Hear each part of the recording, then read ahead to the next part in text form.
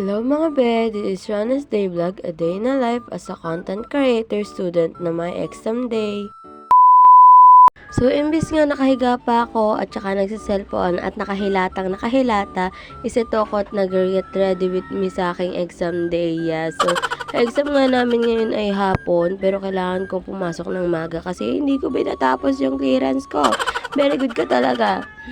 So, yung clearance na yun ay dapat kahapon ko pa talaga natapos. Kaso lang ngayon ko lang siyang umaga matatapos kasi hindi ko alam na kailangan pala muna bayaran yung babayaran namin bago kami permahan ng teacher. So, ngayon wala akong dalang pera, be. Hindi ako nakapagpapirma. So, umaga ko ngayon siya asikasuhin. So, hindi lang naman ako yung mag-aasikaso. Kasama ko na rin sila Norshell tsaka sila Princess kasi hindi din nila natapos yung kanilang clearance at yung ibang teacher din ay wala. So, matapos ko nga ayusin yung sarili ko, ito namang inaayos ko ay yung baonan ko ng tubig. So, magbabaon nga ako ng tubig dahil nga may ubot sipon pa rin ako hanggang ngayon. Tapos yung boses ko guys, hindi pa bumabalik. Kaya kailangan kong magbaon ng tubig pag inuubo. Usong-uso nga ngayon ng tarangkaso, kaya naman ito, nandin ako, Ben. Talagang dinapuan din ako. Kuha ko nga siguro to ng mga nagpapaambron ako nung nakaraang araw eh. Napakakulit ko din kasi. So, ito na nga yung mga gamit ko guys at okay na sila. Yan yung gagamitin yung chanelas kasi may practice din ako mamayang hapon. So, kailangan kong magdala ng extra damit kasi magpapalit ako mamaya. So, nga pala, lumabas na kami ng bahay tapos naghanap na kami ng tricycle dyan. Nagsabi naman na kami sa isang magta-tricycle so, pinuntahan na namin kasi guys, kanina pa kami. First time namin maging maagap talaga. So, habang wala pa nga akong katabi mga bes, ayan, for the video muna ang person. So, may hinihintay nga kami sa labas eh. Kaya ayan, for the video muna ako. At katabi ko siya mamaya. Hindi kasi ako makapag-video mamaya kasi mahihiya na ako. Ang arte mo te. So, password na natin yan. So, dito na ako sa school. So, galing ako sa taas. Nagpaperma ako dun sa library namin. Tapos, wala pa pala akong bayad. And, hindi naman ako pinirmahan.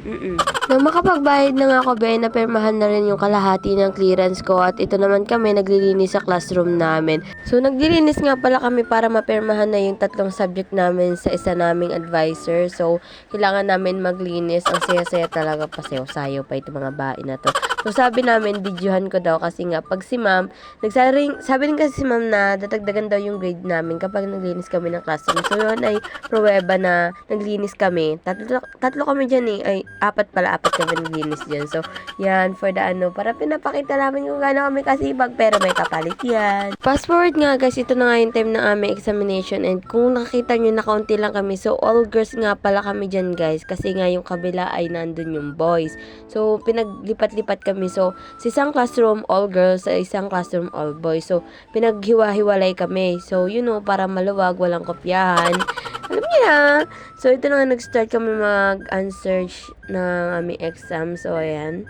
Fast forward na nga natin nang matapos kami sa dilubyong exam ay nandito naman kami sa park. So, dito nga kami magpa-practice sa loob ng gym kaya kami narito. So, hindi ko na nga na-videohan yung pagpa-practice namin kanina kasi bawal daw mag-phone kapag nagpa-practice. Hindi ko naman mailapag yung cellphone ko at baka maya may makakuha. Hindi ko naman alam. Hindi ako pa inawalan ng cellphone. So, ayun na nga, uwian na namin. And ito nga pala yung park tuwing gabi. Maganda umiilaw. And then, maglalakad lang kami papunta kala Ate Shi. So, dun muna ako magstay at doon ako susunduin ni Papa. So, fast forward nga, dito na nga si Papa. So, siya na nga pala yung nagsundo sa akin. At alam nyo guys, nakainom pa yan. Oo. Nung nagda-drive yan, pakiwing-kiwing pa. Hindi ko alam kung talagang makakauwi ako na walang bangas. So, nakauwi naman ako na walang bangas. Siguro may tiwala pa rin ako kahit lasing. So yun nga lang pala guys na nangyari sa akin for today's video. So hindi ko na papakita yung pag-uwi ko guys kasi wala na, palbat na ako nung binibidyohan ko to. So yun na po guys, thank you for watching.